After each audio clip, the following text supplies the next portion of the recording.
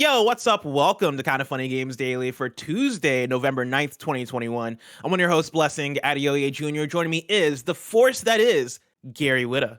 Good morning, Blessing. How are you? I'm doing good, Gary. How are you doing? I'm good. I enjoy hosting with you 2 weeks in a row now. I could get used to this Greg Miller, being off the show. I feel like you and I got a good thing going. I'm always going to be, I'll be happy, but I'll also be sad when Greg comes back because I feel like we're finding a little groove here, you and I. Oh yeah, Gary, I love hosting with you because you're one of the co-hosts that always has like something to say, right? Like you always like have a thought teed up. You can go off about whatever I throw at you, and I feel like that is the sign of somebody who is fun to host with. And so I appreciate hosting with you, and I'm with you that like there's Greg being gone, I think lends to a different energy for Kind of Funny content because that means that I think we're a little bit more laid back and like chill and not as loud, even though we're still a company made up of very loud people, like Nick Scarpino and Tim Geddes and the whole crew is loud. None of us compared to Greg Miller in terms of loudness. He's very loud. He's very loud, and so there has been kind of this gap of like just non-loudness. And for me, it was evident this last weekend during Extra Life, where spoilers for the kind of funny Mario Party CEO tournament,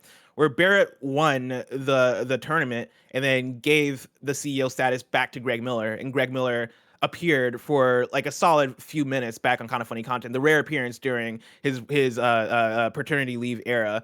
And I forgot how loud this man is. I forgot the volume levels in which his voice can reach, and it is ridiculous, Gary. I wonder if he'll come back after paternity leave a little bit quieter, because one of the things that I learned with our first, and again, I've been reminded of just recently, because we have a baby who just turned a month old, is you do have to learn how to be, because I'm loud as well. I've got a very loud speaking voice. I tend to kind of crash around the house and generally, just kind of be a bit of a bull in a china shop. And I know Greg's that same way as well, but you do have to learn to kind of keep your voice down, and you can't be kind of crashing and banging around the house.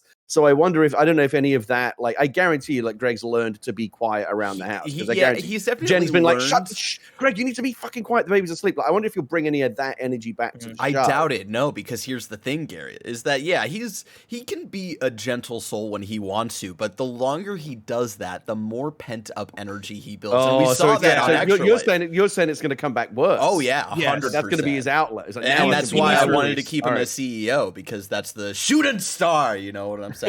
He is the shooting star.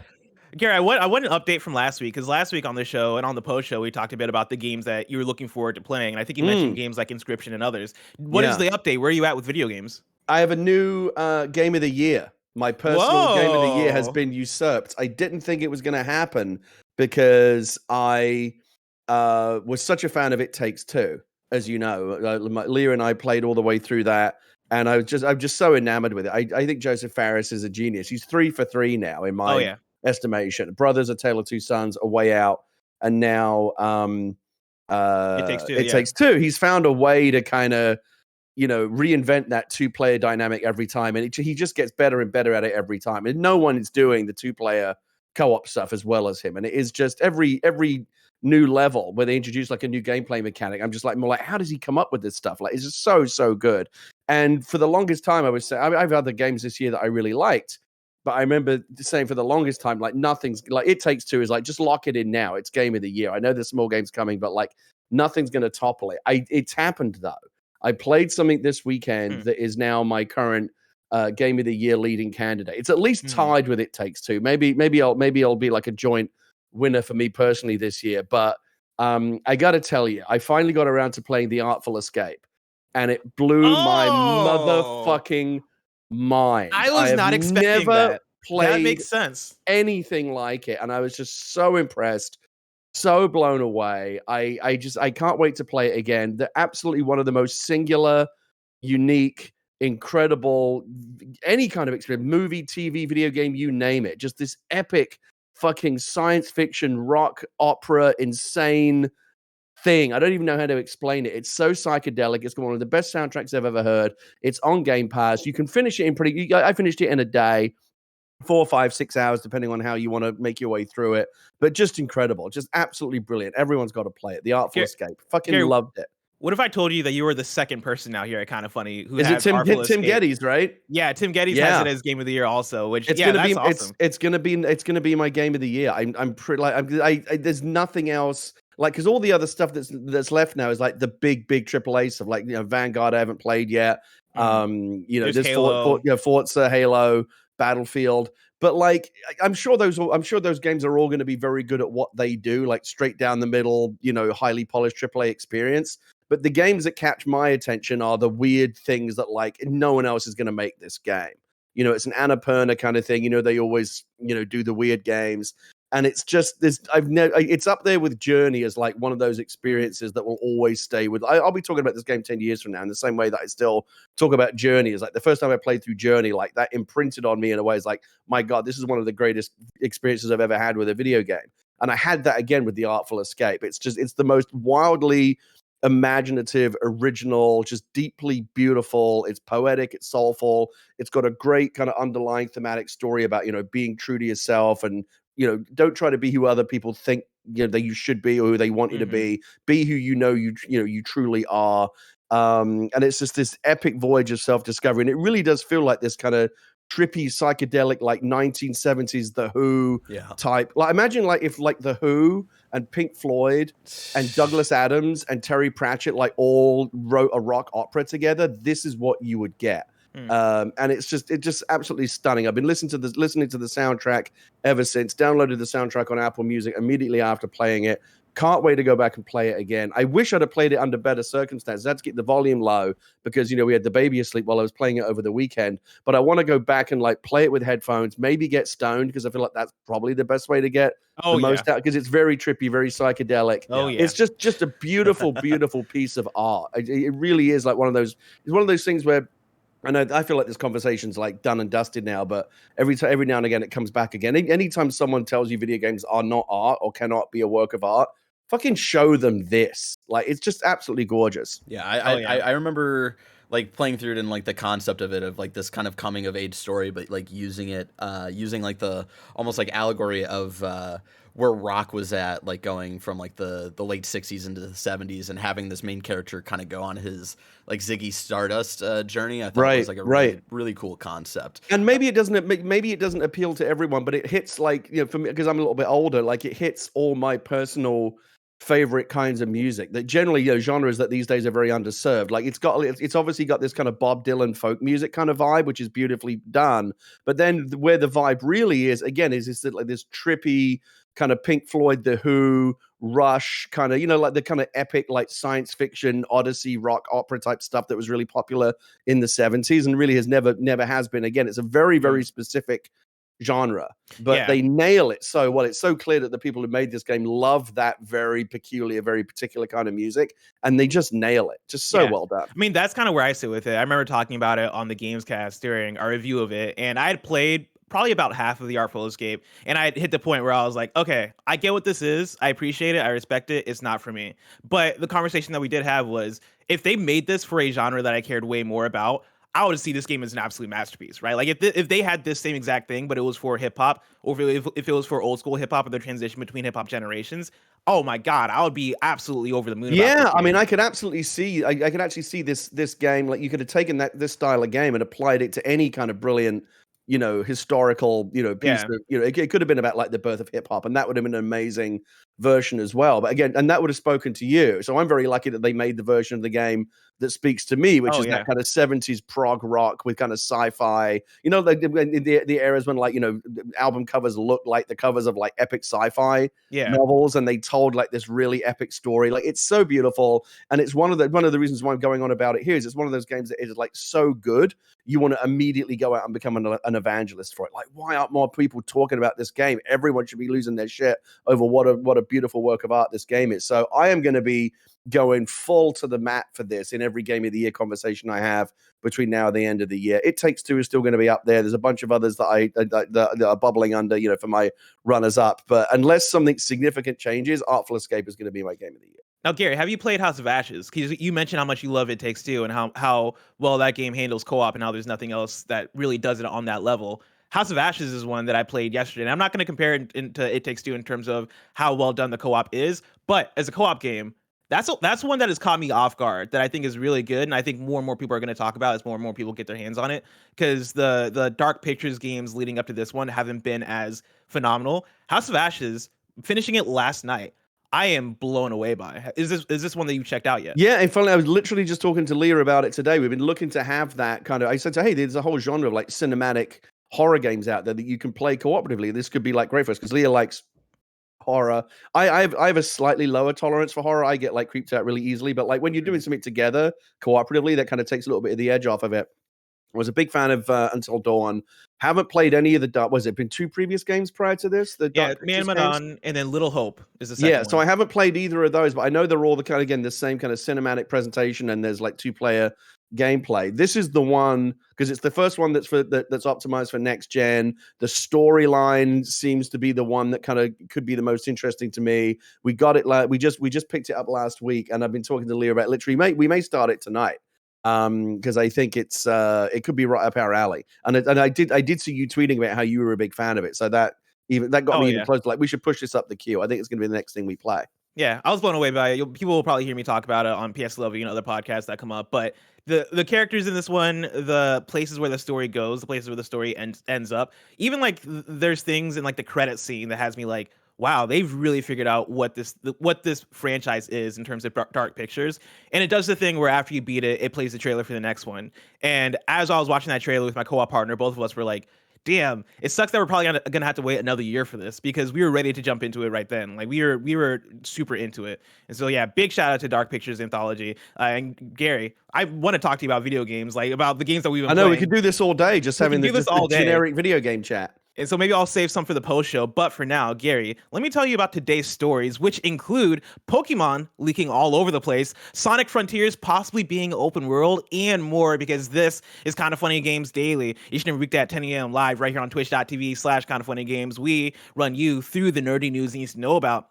If you're watching live, you can correct us when we get stuff wrong by going to kindafunny.com/you're wrong. If you don't want to watch live, you can watch later on youtube.com/KindaFunnyGames, roosterteeth.com, or you can listen later on podcast services around the globe by searching for Kinda Funny Games Daily. Remember, you can use Epic Creator Code Kinda Funny on all Epic Store and Epic in-game purchases like Rocket League and Fortnite to help support the channel. To be a part of the show, at patreon.com/KindaFunnyGames, where bronze members or above get to write in, and silver members or above get the show ad-free with the exclusive daily post show. Housekeeping for you, PS I Love You XOXO is up right now. It's Janet and I going through and creating our definitive PlayStation holiday shopping guide. That's up right now on youtube.com/KindaFunnyGames and on podcast services around the globe. We also have a very long conversation about Bloodshore by Wheels Interactive. Oh, that's on my list too, largely based on your recommendation. It's like kind of like an off-brand PUBG interactive movie, right? Yeah, FMV, yeah, basically based on PUBG and other Battle Royale games. And I cannot wait to hear what you have to say about this game. Did you enjoy it? I loved it. And here's the thing. Wheels Interactive, they put out a lot of FMV games. That's their shtick. That's their thing. And I played multiple of them at this point. The ones that I played and the ones that I've like heard impressions of and talked to Greg about before this point, I wasn't a big fan of. Complex was one that was more sci-fi. It was about a virus that they were trying to contain. That one I had finished, and I was kind of like, all right, I really like FMV games, even the crappy ones, but this one right here is kind of like, it's kind of boring. The writing isn't good. It's not really doing it for me. Bloodshore leans into the campiness. It leans into the wackiness. It doesn't take itself seriously whatsoever. And because of how over the top it is, it ends up being fantastic. It does look very campy. I just watched the trailer. So let me ask you this, like these two, I mean, I remember these FMV, and I kind of love that Wales Interactive is still making this. This is what almost kind of like a throwback genre, like to the first days of when CD-ROM first came out, like in the mid-90s, and they were like, oh, we can put FMV footage, on a disc now, like video. It was low quality and grainy, but there was a period where like interactive movies, like that was the thing, and it ended up being kind of a dead end, and it wasn't the direction that people went in. Interactive storytelling did become a big thing, but like using full motion video is something now that only a handful of people are still doing. And I love that kind of Wales Interactive are still, kind of like hitting, servicing, again, what I feel is almost like a retro genre now. It feels like a strange thing to say, but interactive movie in that very old-fashioned form is kind of like a retro genre against like the days of like CD-ROM in the mid-90s. But so let me ask you this: so the kind of the two standards that I think you kind of judge these kind of projects by. As a movie, did you enjoy it? Like if you took the interactivity out and it was just a movie, it's not a good movie. I get that it's a B movie. I get that it's camp. I get that it's low budget. But like, can you enjoy it just on its own terms? It's a bad movie. It is Entertaining though. If entertainment value means a lot to you, I think it is a fun watch just from the perspective of wow, this is ridiculous. Wow, this acting is so like it's not up to par. Oh man, the script is all over the place. But the ride they take you on, I think, is a fun ride. And then this might be your other standard that you're about to mention, but I think the thing that makes this game is the choices and is Right, the yeah. branches. Yeah, like they So nail that. yeah, so that's yeah, that is the other part, right? Are the choices interesting? Right? Do you feel like you're crafting your own version of the story through the choices? And are you kind of intrigued to know like what other versions of the story could have played out if you made different choices? 100% yes. I think this is one of those ones where it's almost like that. It's almost like they min-maxed it on the Right, choices in the right. story, where the story is like whatever. It's entertaining, it's fun, but it's pretty bad. The choices in this game are actually really impressive. This is one of those games that only has like two choices per decision that you're making in the narrative. But the two choices are usually like the either or, right? Like it is the okay. These are the two choices you'd want to make to really branch this thing out. And I was very impressed. We played this game on stream last week. I was so impressed that by the time we finished the game the first time around, because it's only an hour and a half long, we finished it and all of us were like, let's play this again because we want to see where else this goes. We want to see where the choices are going to take us. We played it again, and Gary, I kid you not, the second time we played through the game was completely different from the first. Like the first 30 minutes were the same, but we reached a branch point, like a major decision in the game that created pretty much an entirely different path and pretty much like allowed us to look at the game's story through a different lens in a way that I thought was super impressive and made me want to go check out other Wales Interactive stuff if this is the way they're interesting. doing it. Yeah, I like that. And I like the fact that it's, it really does sound like, you're not investing any more time than just watching a feature-length movie, right? Because that's basically the length of the experience. Yep. Seems like it would be a fun game to play either with other people on the couch, like, what choice are we going to pick? Or a fun game to stream with an audience as well, I feel like, where you can what do you want to do next, chat, that kind of thing. Exactly, and it does have a streaming mode where when you're playing regularly, it has like a timer for all your decisions. In streaming mode, it takes out that timer, so you can take as long as you want. You can put a poll in chat. Interesting. You can do all that stuff to allow your chat to help you make the decision. And so it's a perfect game for streaming. It's a really entertaining game. That actually, that and House of Ashes, I think, in what order, I don't know, we'll get to them, but I think those might be the next two that we play. Oh, hell yeah. And dude, I was talking about this last night with my friend Yami, who I was playing House of Ashes with. I was talking to her about like how much more I want these types of games, because I know they're somewhat niche in terms of not everybody is into choose your own adventure games, but between House of Ashes, Life is Strange, Bloodshore, and like the games we've gotten in the last decade, right? Even the Quantic Dream stuff, Detroit Become Human, and all that stuff. I want to see more of these types of games come out because I personally just really love them and I think they're super fun. And I get the feeling that we're not going to see as much of these games from Quantic Dream anymore. And I want somebody to take that place. I hope it could be super massive, but I want anybody to take that place of, hey, we are the ones that are throwing a bunch of budget into this thing, into a choose your own adventure game, because I think there's something there. I know that Quantic Dream has kind of a mixed reputation, and Detroit Beyond Human ended up getting kind of, a mixed reception. But I actually, one of the things that I liked about it was the same thing that you just mentioned about Bloodshore, was that I had no idea until I went back and like did different choices. It's not just like, here's basically the same ending, but a different flavor of it. Now this guy's dead. You can go down radically different story paths with Detroit Beyond Human. I thought that was really impressive, because they have to build out all those different versions of it, but you really can, like, you like ending A, ending B, ending C or whatever, are like watching three completely different movies. Dude, not like the director's cut, like slightly different, like totally different. And I think that's really cool. That's the argument I give, and we're going to get to the report soon. I know we're 20 minutes into the show, but like that's the argument I give to Detroit Become Human. I've never really been a fan of David Cage's writing per se, but I do enjoy those games.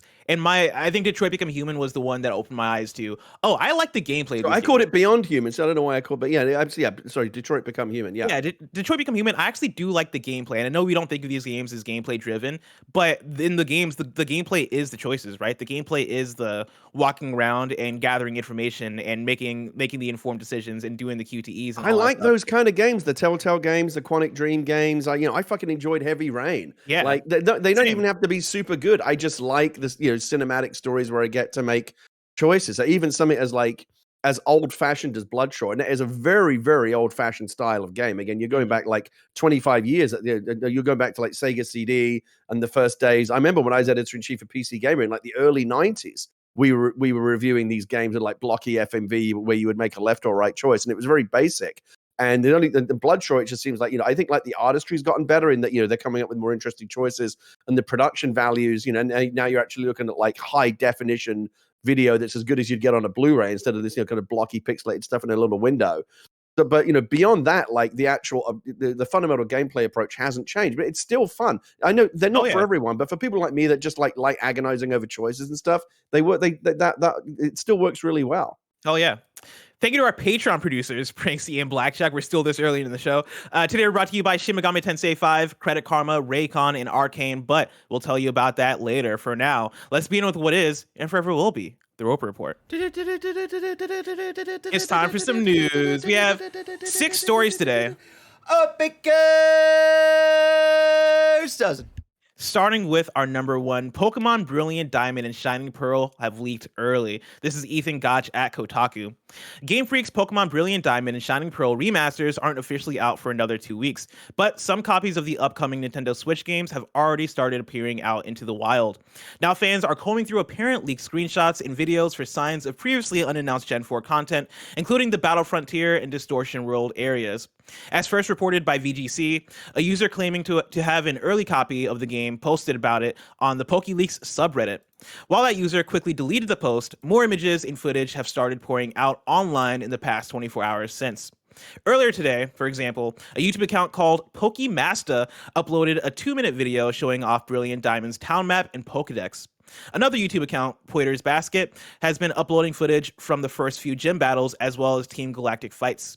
One thing players have noticed is MIDI-sounding music that differs from what's been shown in official trailers. It's unclear if that's an optional setting or placeholder music that will be swapped out in a day 1 patch. Leaked footage has also revealed new models, poses, and animations for some Pokemon like Bidoof and Murkrow. While players already largely know what's in the games since they've been pitched as faithful remakes of the originals, some also suspect they'll contain bonus content that Nintendo hasn't revealed yet in the recent marketing. The potential biggest prizes would be the inclusion of the Battle Frontier and Distortion World from Pokemon Platinum. Some footage has already been removed from YouTube, as Nintendo has in the past been aggressive at trying to stamp out leaks, especially when it comes to Pokemon. Back in 2019, Nintendo hired an outside firm specializing in forensics to track down the source of Pokemon Sword and Shield leaks. The leakers were eventually tracked down, taken to court, and forced by Nintendo's lawyers to pay a $150,000 settlement as well as legal fees. Gary, where do you stand with video game leaks like this? I'm not a fan of leaks in general. I generally, because I know there's like some Spider-Man leak stuff happening this week as well, and stuff leaks out all the time. And I get it. There's a big, market out there. It's, leaks have a high commodity. I worked in the Star Wars universe for a long time where, there's a reason why we had all that security, because there's a massive market out there. These leaks have a high currency. People just want to see stuff early, even if it's like shitty quality, even if it's like, it's like a paparazzi type long lens picture, first look at a costume. For me, I would rather, let's say, for example, like a superhero costume, I would rather my first look at, a new superhero costume or like the new bat suit or whatever it's going to be, I would rather that be like a proper photograph the way that the studio and the director wanted me to see it, rather than some like fuzzy shot that someone, kind of shot with their iPhone from across the street or whatever. But that's me. The currency for these leaks is never going to go away. I do think it's unfortunate. I think it often undermines the intentions of the creators. People that make films, television, video games, any kind of art work really, really hard to kind of present this stuff to you. Like when they work up to a whole strategy of, and here's how we're going to reveal it to the world in a way that it's going to give maximum impact and really kind of show off all the work we put into this in the best possible way. So when somebody jumps the gun and gets out ahead of that with like a shitty leak, it undermines that. And I know it can be really deflating for people that work in the development teams and then the creative teams of these projects. Like, fuck, we worked so hard to like make this a cool reveal, and this is how it gets, someone undercuts us, and this is how it gets out. What a bummer. It is a bummer. Yeah, I think these leaks right here are the worst types of leaks, where we're a couple weeks out from the game, and the things that are leaking aren't necessarily things that are big and newsworthy, right? These aren't like, hey, this X studio has started development on the next BioShock or the next Half-Life or something that is a piece of news that is going to serve fans in a way that might take a little bit away from the actual announcement, but not in a way that does everybody a disservice, But right? like the actual material, yeah, that's yeah, a different thing. the fact that the games are out there and people are just uploading the images of like different Pokemon poses and uploading footage of like gym battles and all the things that I think come with the excitement of being able to get your hands on the game for the first time and play it through and go, oh man, like I get to experience this for the first time or re-experience this for the first time or see everything in real time as opposed to scrolling through Twitter and seeing leaks pop up on your timeline. I do think that sucks. I think like in terms of leaks overall, I think there is a range to them, and there's like a gray area there that I don't have a hard stance on. I think there are leaks that are good leaks. I think there are leaks like this one that are bad leaks. And I think there are leaks in between that we can have a conversation about whether certain things are necessary or certain things like, do we need to have E3 leaks a week beforehand that like are the drop of the trailer of the game that's about to come out? I think that is more of a discussion than a either or kind of thing. But yeah, these kind of leaks suck. With Pokemon in particular, though, and I'm going to try really hard not to sound condescending here, but I'm sure I'm going to do that anyway, despite my best efforts. Mhm. All I can do is be a little bit amused by it. First of all, these are, as I understand, these are remakes of older games, Yes. right? So I'm not sure like how substantial these leaks can really be, right? Because they're just reinterpretations, remakes of things that everyone's in the Pokemon universe already knows about. But aside from that, I don't know. I mean, these are games for little kids, man. Like my daughter's almost 10 years old, and she doesn't talk about Pokemon nearly as much as she used to because she's aging out of it. She's almost 10 years old. And so to see like grown ass men getting bent out of shape about Pokemon leaks, I don't know. I just find it kind of funny. Yeah, I think it's interesting when people pick apart these types of leaks because I think that's been a big thing that's been going on social media and on Reddit and forums and all these things. People look at the leaks and they look at the things that they may that they'll say are missing from the game or things that that are in the game, and they judge the game based on that as opposed to judging the game based on the final product that they actually have their hands on. And I know Pokemon fans can be very split because there's a lot of I think it was Imran. I think Imran Khan was the one that mentioned this on Twitter that the Pokemon fan base is an interesting one because there are essentially 8 generations between all the different game releases of Pokemon fans that have touched the game in different ways and have different expectations for what that game is going to include or what a new Pokemon game should include. And so because you have so many different fractured expectations, it is so difficult to please everybody at the same time because people just have have wildly different ideas for what this thing should be. In terms of this leak, right? It seems like the biggest things, at least on a news level, are the Battle Frontier and the Distortion World areas. And the Battle Frontier, I believe, is like the Pokemon Tower after you beat the game, where you just go through and do a bunch of rooms of Pokemon battles. And then the Distortion World, I believe, is like a dungeon type area for Pokemon, which those are cool things. And I think those were the unexpected things that came in this game because with these Pokemon remakes, Nintendo often does put things in here and there that may have been different from the original games, or maybe bonus content, or maybe content that came on later in the franchise that they want to implement in this earlier game because people liked it. Stuff like that, I think, it can be exciting to like see and check out and get hyped for. But if those are meant to be surprises, I feel like those should have stayed as surprises. You're right. And even as I'm listening to you and I'm thinking about like what I just said, like I really didn't mean to sound condescending. Like people should love what they love. There's all kinds of stuff that's primarily aimed at kids that I still really enjoy. Like Bluey is one of my favorite shows on television. That's for little kids.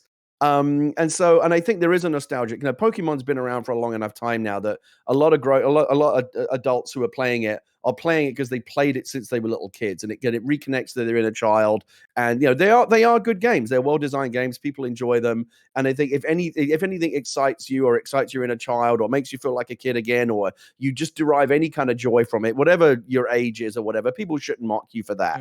And you should enjoy what you enjoy. Apart from Kingdom Hearts fans, there's no fucking excuse for that under any circumstances. We had to mention that. Yeah, no, Kingdom Hearts, get out of here. But I mean, to your point, Gary, I'm somebody who is I'm looking forward to playing Pokemon Brilliant Diamond and Shining Pearl. Like, I cannot wait to get my hands on this because this is gonna be my first time playing this generation specifically. That said, I look at these leaks and I can probably look through all of these leaks and none of it is going to affect me because I have zero expectation in terms of what I think a Pokemon game needs, right? I'm just here to play Pokemon. I'm just here to catch them all and have a good time. And I think to the point you're making in terms of the type of game that Pokemon is, I think the salient point there is the fact that it isn't like a Star Wars game, right? It isn't like a Last of Us. It isn't a game, and I mean, we can compare it directly to The Last of Us leak because The Last of Us literally leaked. The Last of Us Part 2 leak was disastrous because story stuff was coming out all over the place. There were, of course, big story moments that happened in that game, and there was conversation around that, and people had to try their hardest to avoid that. With Pokemon League, nobody really cares about Pokemon on a. Let me back up a little bit.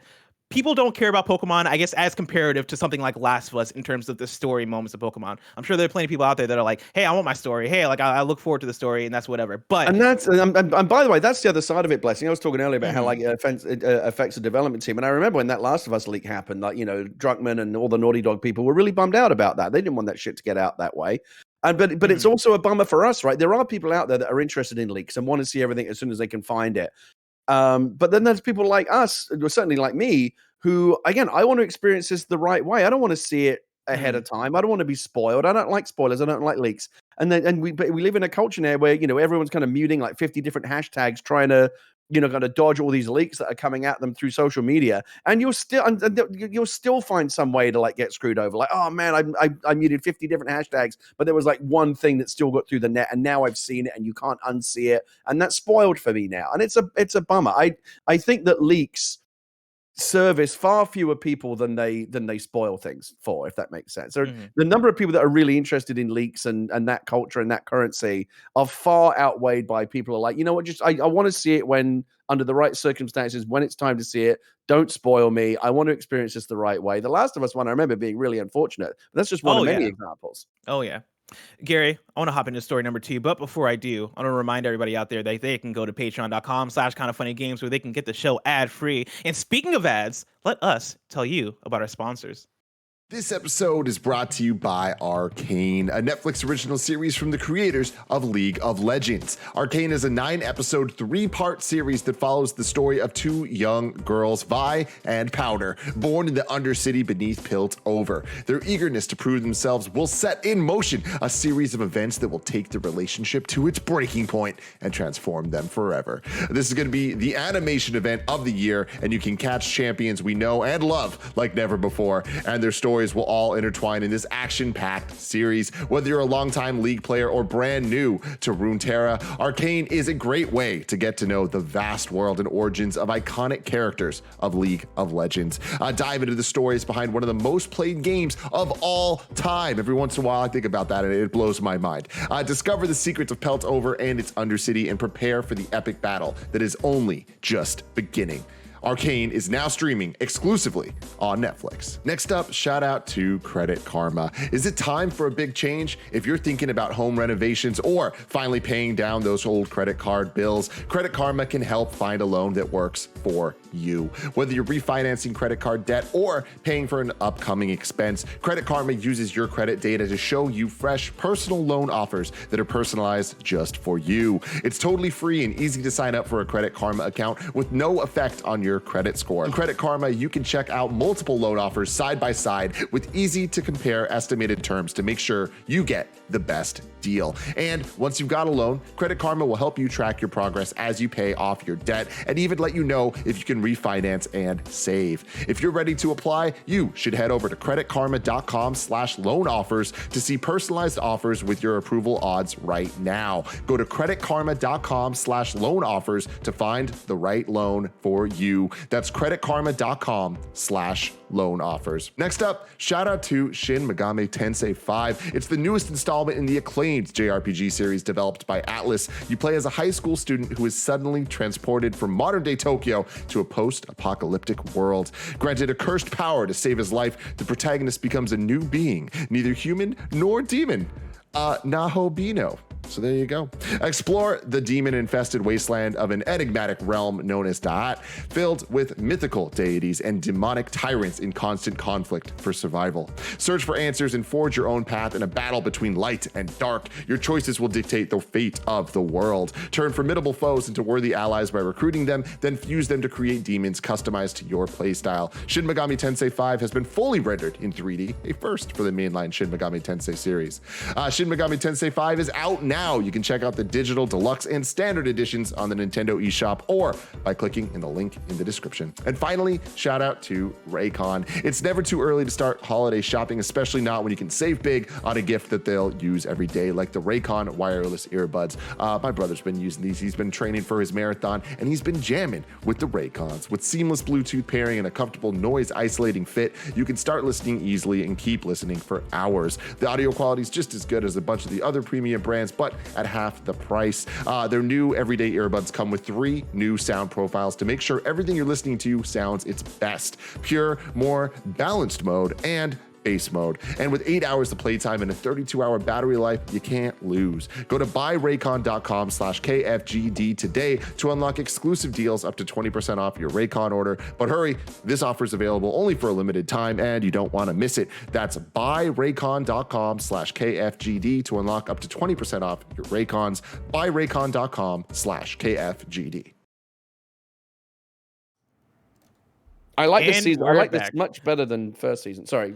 We talked about Demon Slayer during the break. Yeah, no, I think the ad cut early, and so people got some good Demon Slayer. Yeah, I miscalculated. I'm sorry. Hey, I had a timer going. It happens. If you can make a note for like a post edit, we can figure that out later. But for now, let's talk about story number 2. Is the next Sonic game open world? I'm pulling from Andy Robinson at VGC, who put up an article yesterday after we actually talked about this a little bit on KFGD. Because if you remember, if you listen to yesterday's KFGD, the news story there was that Sega had trademarked Sonic Frontiers. Coming off of that, we now have this write-up from Andy Robinson. That is, Sega's Sonic Frontiers trademark seemingly corroborates open world claims. The article reads like this. Sega has filed a trademark for Sonic Frontiers, which looks likely to be the name of the next mainline entry in its flagship series. The Japanese trademark for Sonic Frontiers was filled late last month, a listing on the country's trademark body has revealed. The timing may be significant, as the trademark was filed after it was claimed online that the next entry in the series would be called Sonic Frontiers and feature an open-world setup. In May, Sega teased plans to release a new mainline Sonic game in 2022 for PS5, PS4, Xbox Series X, Xbox One, Switch, and PC. Based on metadata referencing files used in the production of Sega's teaser trailer, it was previously suggested that the new series entry would be called Sonic Rangers. However, on October 17th, several days before Sega's trademarks were filed, an anonymous leaker claimed via Reddit that the name of the game had been changed to Sonic Frontiers. They also said it would be an open-world game similar in style to The Legend of Zelda Breath of the Wild. Sonic team head Takashi Lizuka has said he'd like the game to have the same lasting impact as Sonic Adventure. In a Sonic Stadium interview published in June, the franchise's creative officer said he hoped the upcoming game would provide the building blocks for the future Sonic titles for many years to come. Gary, does the idea of an open-world Sonic game do anything for you? I would reserve judgment on that until I knew more about how it's being implemented, because I don't know. It's like we got to a point where like open world is just kind of like a catch-all term for like open. I get it. Open world's so hot right now. Everything's open world. Forza Horizon, is predicated entirely on, everyone's playing that right now. I've been playing for the last week. Open world, it's huge. There's so many things to do. I don't know. I just remember with the Burnout games, when Burnout went open world with Burnout Paradise, that's when I actually started to tune out a little bit. I just kind of feel like the experience is almost less curated when it becomes open world. I like the fact that you can go anywhere and do whatever you want, but like I'm playing Forza right now, and honestly, I find it a little bit overwhelming just how open world it is. Like there's so much to do. There are so many fucking choices that I almost get that kind of. You finish one event and then unlock a bunch of others. And it's like I get that same kind of paralysis that I get when I'm scrolling through Netflix. There's so many fucking things to watch. It's impossible to pick one thing. And the game is, hey, Gary, hey, Gary, hey, Gary, hey, Gary. Every fucking 5 seconds, you want to do this, you want to do that. I'm driving down the road. You want to spin a fucking fruit machine wheel? Want to do this, want to do that, and go over here and go over there. Like, fucking just let me go somewhere. Just let me pick one thing. And so, I don't know, it gets to a point where open world games, I think, can get a little bit overwhelming with how much they throw at you and how much just choice you have. Sometimes I just want like a more curated experience. Like the game's telling me, go do this now, go do that now. Now you're going to do this race. Now you're going to do that race. That's kind of like a more old-fashioned formula. But sometimes I just want the game to kind of be designed for me and tell me what it wants me to do next, and I'll go do that thing. There's very, very different schools of thought on this, and I think the open world is not good or bad. It's how do you implement that open world, and we know that because we've seen good open worlds and bad open worlds, and good implementations and bad implementations. So something like Sonic, I could certainly see how it could work. But again, I'll reserve judgment on it until I see how they actually implement it and execute it. But I don't think that like open world is just is a necessary evolution of every kind of game. Like I agree. racing games eventually have to go open world. Sonic game, platform games, they all eventually have to go open world. You have to look at the kind of game and what's the foundation of the universe and the character and the world that you have, and ask yourself, is an open world execution appropriate for this particular game? It's not inevitable in every case. And that last sentence right there is exactly why I look at this and I go, do I want this? Is this something that gets me excited? Because I love Sonic, as you know, Gary, and as many people know. I also love Breath of the Wild. And here's my thing. I do this all the time, and I am probably the world's biggest culprit when it comes to this, because I'm Breath of the Wild's #1 fan. I stand Breath of the Wild. It's my favorite game of all time. We got to stop comparing every single open world game to Breath of the Wild, because a Sonic the Hedgehog open world game is not going to be anything like Breath of the Wild. That doesn't make sense. How in the world do you do that? I think the way that this would make sense is if you have a Sonic game that is something more akin to like Mario Odyssey, where it is open levels and you're going through and you're collecting Chaos Emeralds or Golden Rings or something along those lines. I think that could make sense and that could be exciting. I like the idea of a Sonic game that is thank you, Bear, for bringing up this infamous photo, which is us in the Sonic outfits. A Sonic game that is about exploration and is about discovery and is about, all right, cool, like let me go look behind this tree over here. Oh, cool, I got a golden ring. Or let me go do this like mini obstacle course that was created over here, right? Something along the lines of what Mario Odyssey does for their levels makes sense. And even Mario Odyssey that's not an open world game, right? That's a game that is divided by levels, that has open levels and open level design, but like that makes sense for this type of game. I don't know if I necessarily want a 3D platformer like Sonic to be fully open world, because I just don't think that makes sense. I like the idea that they are thinking about Sonic in a bigger and better way. I like the idea that they are shifting what Sonic the Hedgehog is and trying to figure out what the next step for it is. I love the idea that Takashi Iizuka from the Sonic team said that he wants this game to have the lasting impact of Sonic Adventure. Those are all the things that I want to hear from the folks behind Sonic for a franchise that has been struggling a lot over the years, right? Yeah. You never know what you're gonna get with Sonic the Hedgehog. It's like Sonic the Hedgehog is the box of chocolates of video games, of franchises. Yeah, that's the thing. I kind of feel like over the years, Sonic it's become such an omnipresent franchise, and such an omnipresent character that it really it's been shoehorned into every kind of like what particular genre has not been checked. Like fucking survival horror. Actually, I would fucking love that. That would be sick. Survival horror Sonic game. That I would fucking sign up for. Run from the horror. But 2D, 3D, fucking pinball. There's a Sonic fighting game. There's Sonic racing games, multiple of them. Fucking match 3 puzzles. He's been to the Olympics. They've done everything. So it makes. So I guess it's depressing. But I guess it's going to make sense that open world is just like the next box they need to check. And again, knowing what we know about kind of the underpinnings of the Sonic universe and the gameplay style, I don't think open world is inherently like, oh, I don't see how that would fit. Sure, it could fit if you do it right, but let's wait and see. Exactly. Gary, let's keep talking about how 3D platformers can further expand with story number 3. Miyamoto wants the next 3D Mario game to further expand the series. This is Chris Golian at Video Games Chronicle. Shigeru Miyamoto has stated that Nintendo wants to expand further when developing the next 3D Mario game. Speaking during a Q&A following the publication of its latest financial results last week, Miyamoto said that the success of Super Mario Odyssey had made it clear that the company was succeeding in its attempt to make 3D Mario games playable by a larger audience. When asked about the differences between 2D and 3D Mario games, Miyamoto explained that the new Super Mario Bros. Series was designed to create a Mario game that was accessible to players of all skill levels, because the 3D games weren't at the time. Quote, "Let me explain by describing the background for the development of the Wii game, New Super Mario Bros. Wii, which was released in 2009, Miyamoto said. He continues, quote, "At the time, it felt like each time we created a new installment in the Super Mario series, which by then had expanded into 3D, it became more complicated. After the release of Super Mario Galaxy in 2007, the goal was to develop a more accessible 3D Super Mario game, and the result was New Super Mario Bros. Wii, a basic side-scrolling Super Mario game that even new players could easily play. That later led to the release of the even simpler Super Mario Run game, a mobile application released in 2016. When we develop software, we strive to incorporate new elements, but at the same time, we want to make it easy for even first-time players to have fun. Recently, people of all generations have been enjoying the 3D Mario game, Super Mario Odyssey, released in 2017. So for 3D Mario going forward, we want to try expanding further in new ways, end quote. With nearly 22 million titles sold to date, Super Mario Odyssey is the best-selling 3D Mario game by a significant margin. The second best-selling is Super Mario Galaxy with sales of 12.8 million.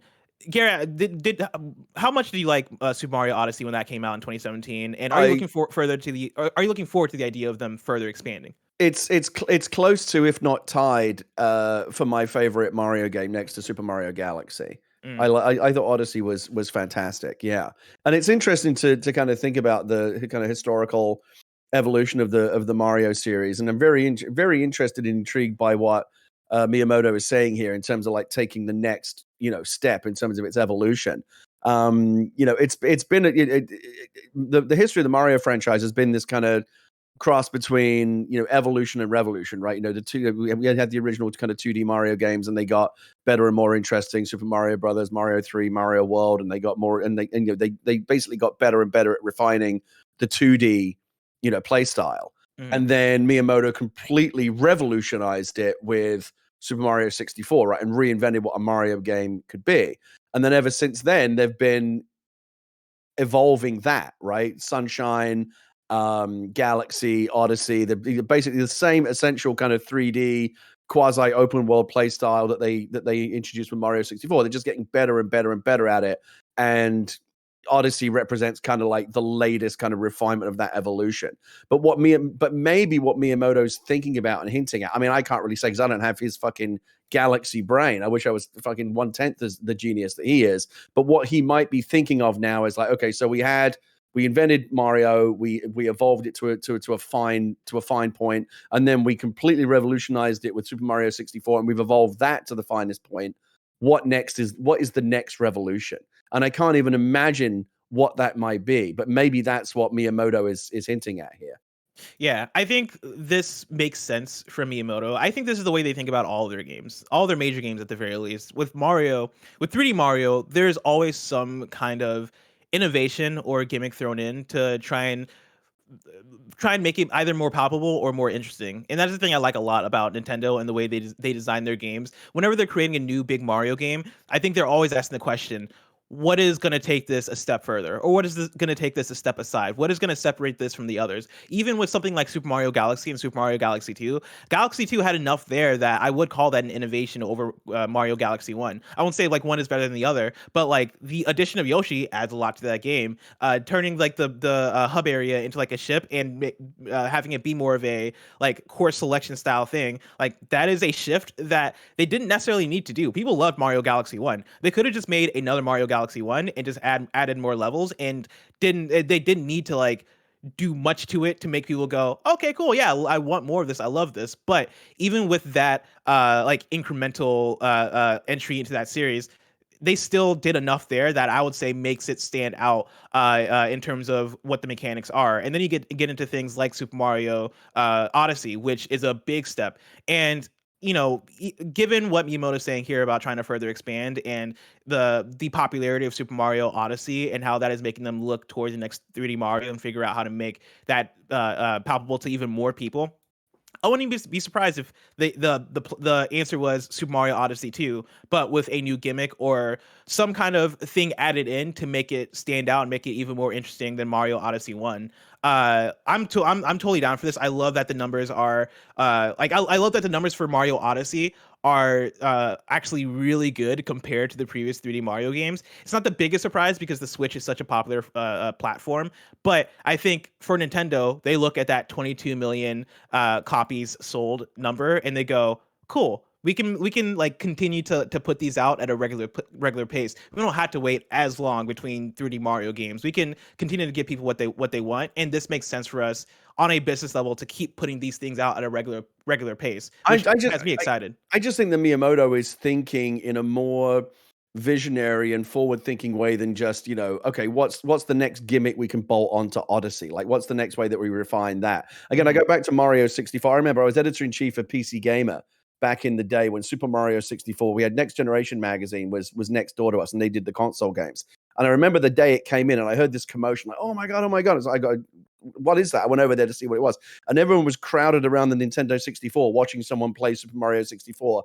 And everyone's minds were fucking blown by it because nobody saw that coming. Nobody even imagined that reinvention into a 3D world was even possible or something that would be the next logical step. Like Nintendo came out of nowhere and fucking blew everyone away with how amazing that they reinvented the up until then, no one really thought beyond like, Mario as a 2D world, the side-scrolling world, and then it was a complete and utter reinvention, and it worked so well, and it was so brilliant that we were just so blown away. Nobody saw it coming, and so what I want to believe is that what Miyamoto's got his eye on now is that next thing. What's the next revolutionary evolution of the Mario gameplay world that when we see it, we go, "Holy fuck! Who could have seen this coming?" Did you play Bowser's Fury?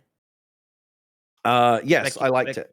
Do you think that is a hint toward the next Mario game? Because that was one that shifted. I mean, we talk about an open world platformer, right? That was literally an open world 3D platformer in the way that I was talking about a little bit with Sonic and how I don't necessarily know if I want that. They figured that out and actually made it work, and actually really liked Bowser's Fury. I thought Bowser's Fury was a really cool idea, and it felt almost like a test bed for, we can go further with this. We can implement this in our next game. Do you think there's something there, or do you think Bowser's Fury was just Bowser's Fury? It's locked in DLC for this other game. I mean, the thing that's interesting about Bowser's Fury and Mario Maker and all these other things that they are always like exploring something different. Mario is their Mickey Mouse, like it's their core franchise. They know they can sell Mario games all day long, and they could very much rest on their laurels and just put out 2D and 3D Mario games, refinements of the kind of the base gameplay foundations that we have forever, and they can make a lot of money. But again, I don't think Miyamoto's satisfied with that. I think Miyamoto has got like one big magic trick left. This made the romantic in me. This is what I want to believe. Oh man, I want to believe that Miyamoto's got one big magic trick left in his bag before he retires, because he's going to retire one of these days. He's getting older. Like he's got nothing left to prove. Right, probably one of the true ultimate legends of the video game industry, and is going to be enshrined in the Hall of Fame for all time. Like he's number one.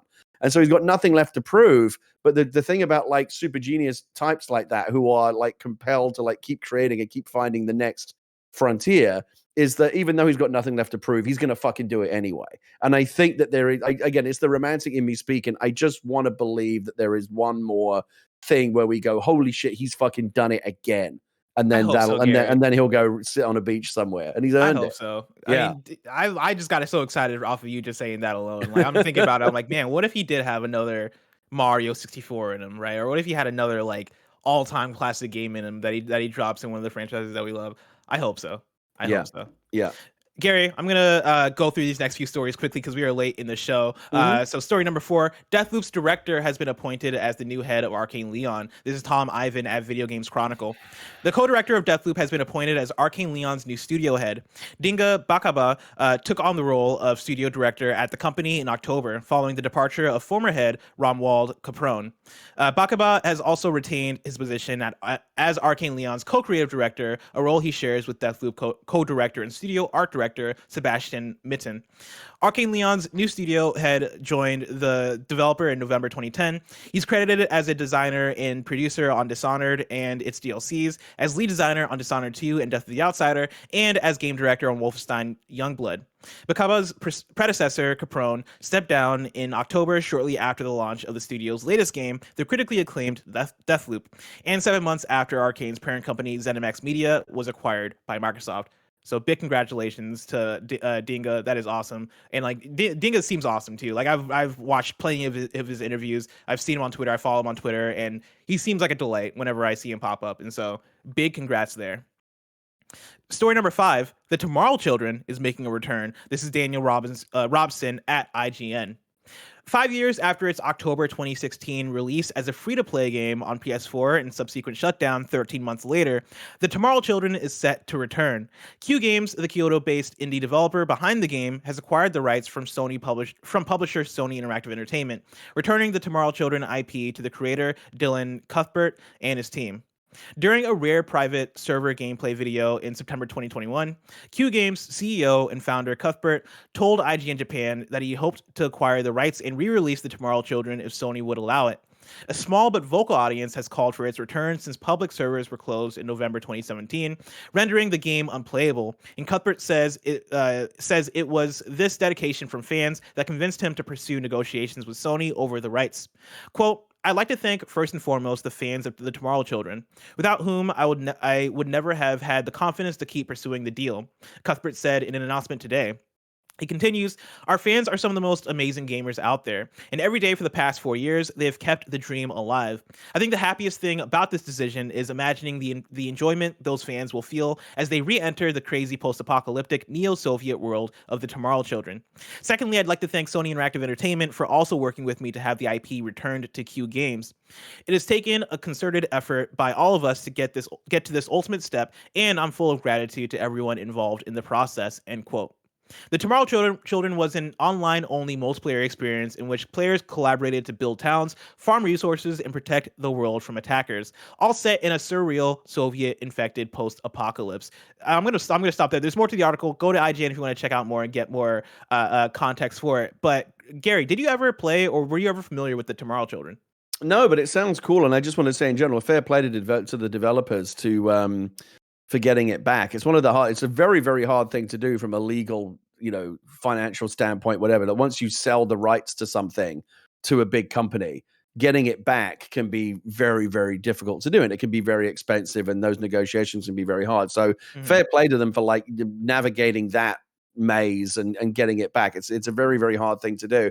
But I understand why companies like and developers like this want to do it. It can be heartbreaking. Like you sell the rights to something to a big company in the hope that will represent like the next step. He's going to take your game to the next level, but it doesn't always happen, right? Sometimes those big companies will buy a game and they won't fully support it. They're just going to stick it on a shelf and not really get behind it. And now you're stuck. Oh man, I worked really, really hard to like develop this thing that I love. It was my creation. Sold it to this company, and now they're just like doing nothing with it. That's kind of heartbreaking. Like, give it back to me. I'll do something with it. But again, it's not always easy to get the company to kind of let it revert to you. So well done to them, and I hope they're able to do more with it than Sony was apparently willing to do. Yeah, I think this is awesome. The Tomorrow Children was one that I never had a big interest in. I would always see the trailers and go, "Oh, that has a cool art style," but I don't know if this game is necessarily for me. And I think it having a small player base probably spoke to the fact that it just wasn't that widely people weren't widely excited about it, right? It was this PlayStation first party game that came out, didn't really make waves. I think people just looked at it and went, what is this? And kind of moved on from it. So it makes sense that it went away, but I do think that it is awesome, to your point, Gary, that the creator can go to Sony and go, hey, can I have this back? Like, can you give this back to me? Can we make a deal so I can actually do something with this because I care about this? And it reminds me of when Square Enix and IO Interactive split, and Square Enix let IO Interactive have Hitman. Like, that is not a thing that companies usually do, right? I think the move for big companies like that is to hold on to an IP that they believe is valuable. And I know the Tomorrow, the Tomorrow People isn't necessarily, or Tomorrow Children isn't necessarily a valuable IP, but any IP can be valuable, right? Like that is something that usually you keep in your pocket. Here's the thing: it's hard. One of the reasons why I think it's hard to do is even if a company like Sony doesn't believe that a particular property that they own has a lot of potential, which is why they're letting it sit on a shelf. They don't want to give it back to someone else in case if they then go have a big hit with it, that makes Sony look bad. So you weren't able to kind of have the vision for this game that we were then able to go do. Sold it to another company, and they it's always embarrassing. Like all the publishers that turned down Harry Potter or all the actors that turned down Neo in the Matrix. Like, oh man, why couldn't I see what someone else saw? There was big potential there, and we let it go across the street, and someone else had a big hit with it after we turned it down. That makes the people that turned it down look bad. So there is some risk associated for Sony and companies like that when they let something revert because there's some kind of reputational risk involved. So good for them for doing it. Hell yeah. Let's round out with story number 6. One of my favorite things to do on this show is to like find a new game or a trailer that drops that makes me go, oh shit, I didn't know about this before, and not many people this came out of nowhere. Let's share it with the audience. And yesterday a trailer dropped for a game called Lives of P, which looks really cool. And so Barrett, I have the trailer if you want to pull it up. You can play without sound, and I'll read through a story that is pulled from Wesley Yinfo at Eurogamer. I need to remind you. You never need to tell me when to pull up. I got it, buddy. Barrett, I'm not even saying it for you at this point. I'm saying it for the audio listeners to tell them to, hey, come watch the video version because hey, there's a trailer playing right now, and this trailer is dope. Then talk to them, buddy. All right, listen, audio listeners, come to the video. The trailer for this game is dope. Again, the game is called Lies of P. I'm gonna pull an article from Wesley Yinpool at Eurogamer who kind of breaks down a little bit what this game is. Lies of P looks like Bloodborne with Pinocchio as the playable character. Published by NeoWiz and developed by Round 8 Studio, Lies of P has a brutal and dark world and the kind of action role-playing gameplay established by From Software's Soul series. It's inspired by the classic Italian novel Pinocchio from Carlo Collodi, and is set in the once beautiful city of Krat. You fight, quote, hideous and twisted automatons as P searches for Mr. Geppetto and works to reverse the calamity that has befallen Krat.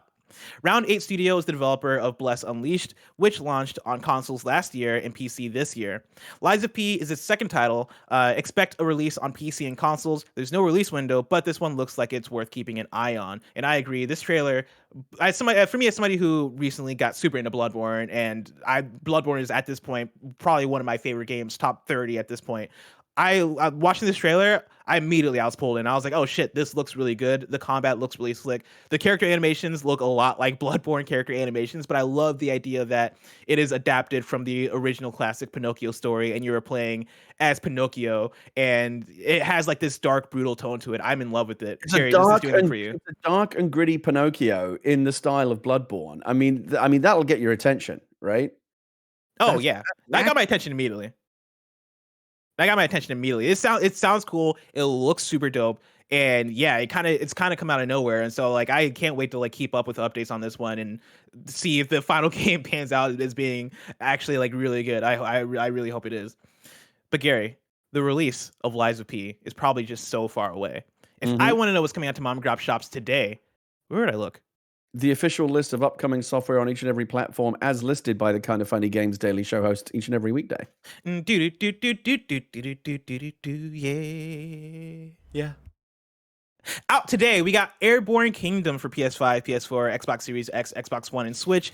Disney Classic Games Collection for PS4, Xbox One, Switch, and PC. Football Manager 2022 for Xbox One and PC.